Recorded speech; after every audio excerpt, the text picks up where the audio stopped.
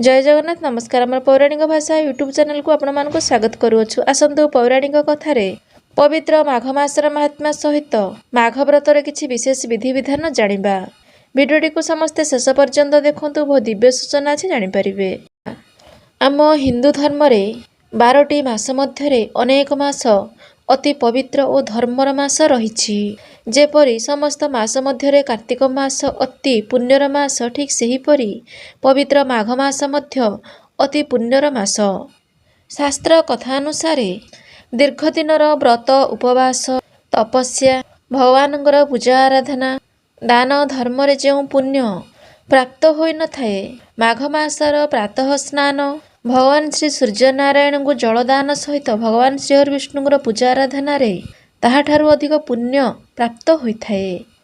पौष मासर पूर्णिमा परदिन ठारू अर्थात माघ मासर कृष्ण प्रतिपदा ठारू माघ मासर पूर्णिमा पर्यंत समयटी को माघ मास भाବରେ गणना करा जाइछि। ସେହି दृष्टिରୁ ଦେଖିଲେ ଏହି ବର୍ଷ ଏହି ପବିତ୍ର ମାଘ ମାସଟି ଜାନୁଆରୀ 14 ତାରିଖ ଠାରୁ ଆରମ୍ଭ ହେଉଅଛି ଏବଂ ଫେବୃଆରୀ 12 ତାରିଖରେ ସମାପନ ଘଟୁଅଛି, ଯାହା ଫେବୃଆରୀ 12 ତାରିଖ କୁମ୍ଭ ସଂକ୍ରାନ୍ତି ଓ ମାଘ ପୂର୍ଣ୍ଣିମା ସେଦିନ ପଡୁଅଛି। ପଦ୍ମପୁରାଣ କଥା ଅନୁସାରେ ଏହି ପବିତ୍ର ମାଘ ମାସରେ ତୀର୍ଥ ଜଳରେ ସ୍ନାନ ଠାକୁରଙ୍କର ଦର୍ଶନ ସହିତ ଦାନ ଧର୍ମରେ विशेष महत्व रही। एही पवित्र धर्मर मासरे नदी पुष्करिणी जलाशय स्नान कले अनेक पुण्य प्राप्त होता है, कारण एही मासरे एही नदी जलाशयर ओ पुष्करिणीर जल तीर्थस्थानर जल तुल्य होता है। तेणु एही जलरे जो माने एही मासरे प्रातः स्नान करिथांती गंगा स्नानर पुण्य फल प्राप्त करिथांती। तेणु विश्वास अछि जे एही पवित्र मासर प्रातः समय रे पवित्र जलाशय तीर्थस्थल पुष्करिणी आदि स्नान कले जीवनर अंतिम समय ब्रह्मलोक स्थान मिलता है। तेणु एही पवित्र मासरे विभिन्न तीर्थस्थान जलरे विभिन्न धार्मिक पीठस्थान माघ मासर व्रतधारी और श्रद्धालु माने प्रातः समय जलाशय बुड़ पकाई थांती। जेपरि प्रयाग धाम ठारे एही माघ मासरे श्रद्धालु और भक्त माने बुड़ पकाइबा माघ मेला अनुष्ठित होइथाए। ठीक सेहीपरि ओडिशारे मध्य एही माघ मासरे माघ सप्तमी बुड़ पकाइबा चंद्रभागारे अनुष्ठित होइथाए।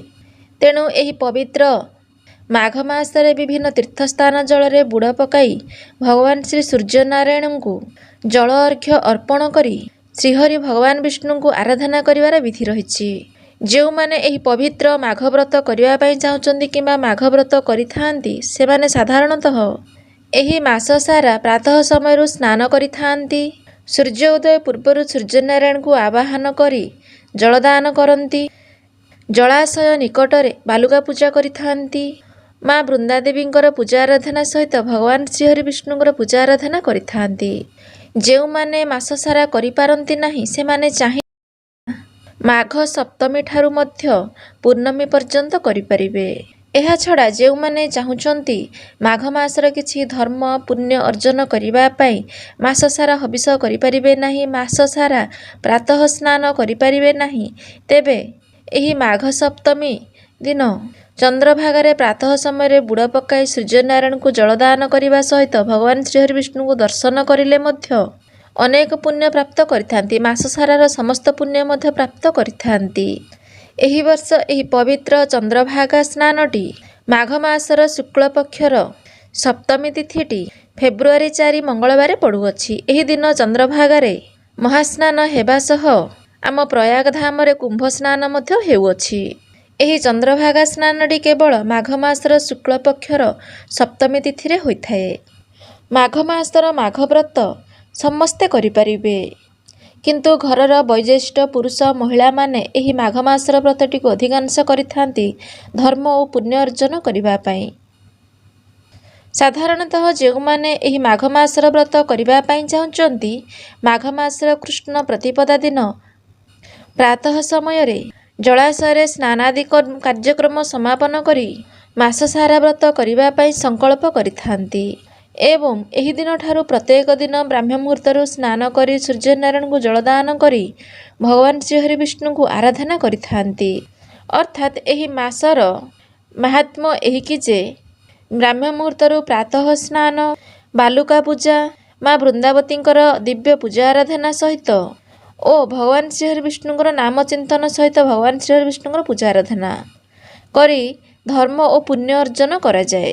ଏହି ମାଘ ମାସ ବ୍ରତ ଯେଉଁମାନେ କରୁଛନ୍ତି କାର୍ତ୍ତିକ ମାସ ପରି ମଧ୍ୟ ମାସ ସାରା ହବିଷ ଅନ୍ନ ଭୋଜନ କରିବେ ଓ ଏହି ହବିଷ ଅନ୍ନ ମାସ ସାରା ଏକ ଭକ୍ତ ଭୋଜନ କରିବା ଉଚିତ।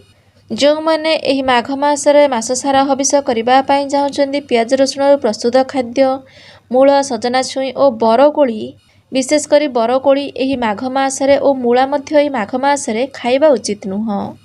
ଏହା ସହିତ ଉଷୁନା ଖାଦ୍ୟ, ପୋଡ଼ା ଖାଦ୍ୟ, ଆମିଷ, ପିତା ଖାଦ୍ୟ, ଶୁଦ୍ଧିକ୍ରିୟାର ଭୋଜନ ଆଦି ମଧ୍ୟ କରିବା ଉଚିତ ନୁହଁ। କାରଣ ଏହିସବୁ ଖାଦ୍ୟ ଏହି ମାସରେ ଗୋମାଂସ ତୁଲ୍ୟ ହୋଇଥାଏ। ଏହା ଶାସ୍ତ୍ରରେ ଉଲ୍ଲେଖ ରହିଅଛି।